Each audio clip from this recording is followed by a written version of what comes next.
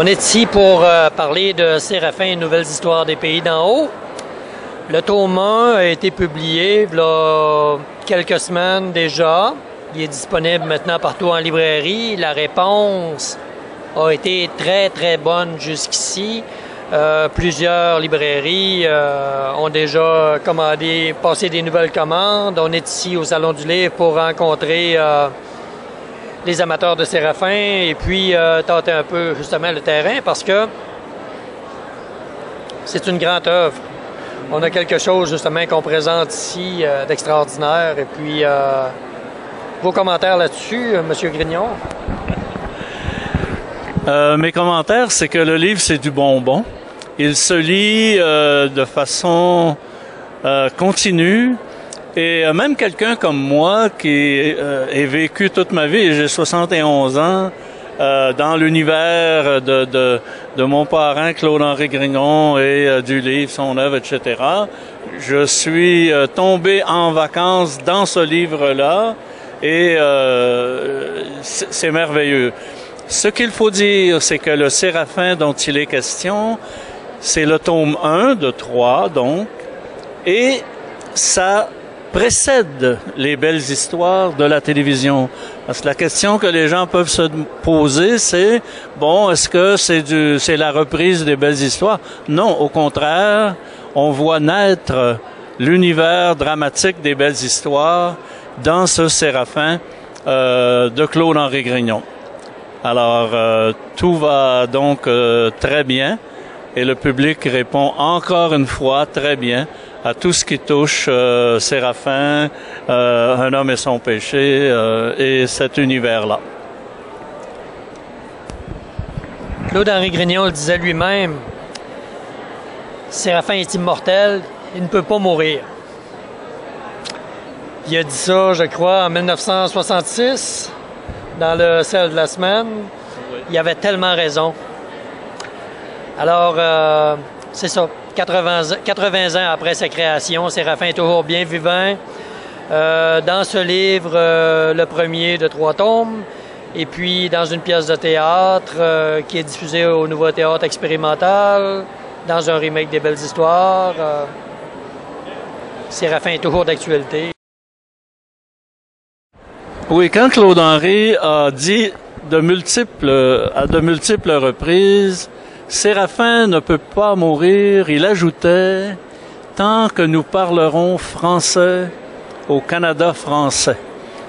C'était avant l'époque où le Québec, comme notion, occupait tout le territoire sur le plan culturel. Bon, alors, en n'oubliant pas que son émission de radio à Radio-Canada était réseau, c'est-à-dire d'un océan à l'autre. Il ne faut pas se surprendre que les Franco-Manitobains, les Franco-Albertains, Ontariens, les gens du Nouveau-Brunswick et même les Franco-Américains de la Nouvelle-Angleterre connaissent à fond cet univers-là.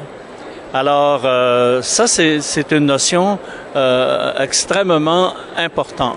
Et effectivement, il y a même, depuis l'apparition de ce livre précisément, une école à Alma qui a l'option théâtre et le professeur, avec ses étudiants en secondaire 5, ont décidé que la pièce, cette année, ce serait l'adaptation de quelques passages de ce livre précisément.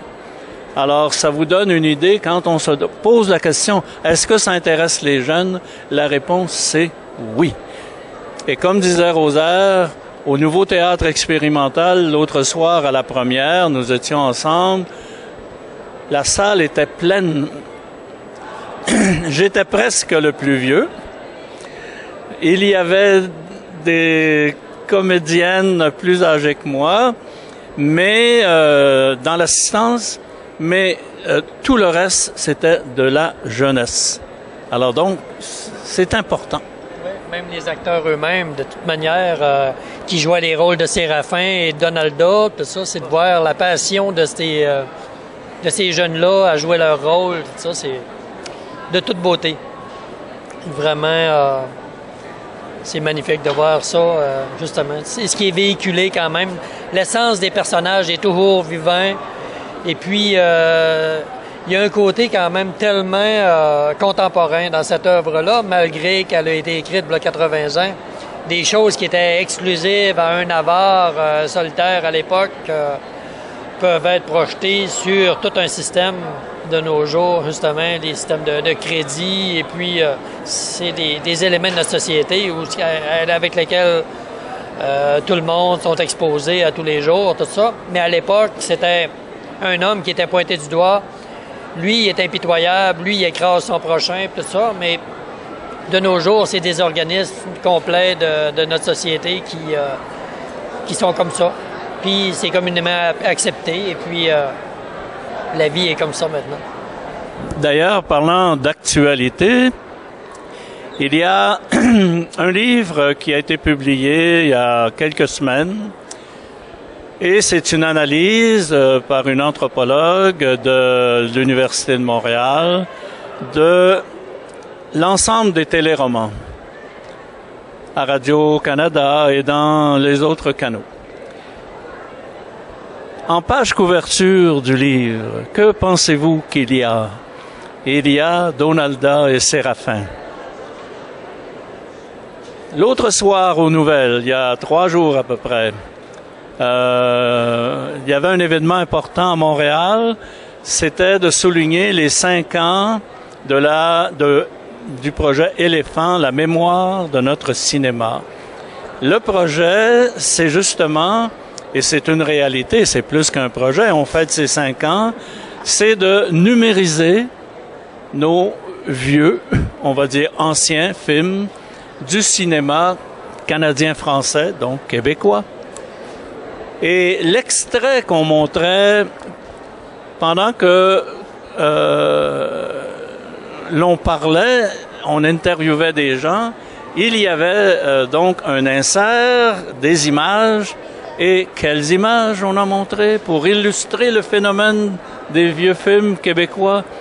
Un homme et son péché. Et c'est comme ça presque tous les jours, parce que je lisais un article sur une auto Toyota hybride, bon, etc.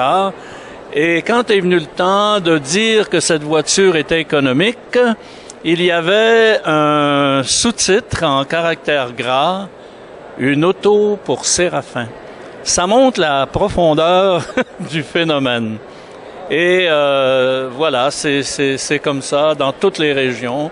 Et j'ai donné des conférences un peu partout, même dans le Maine, au Nouveau-Brunswick aussi, etc. Les gens vivent ça. Voilà.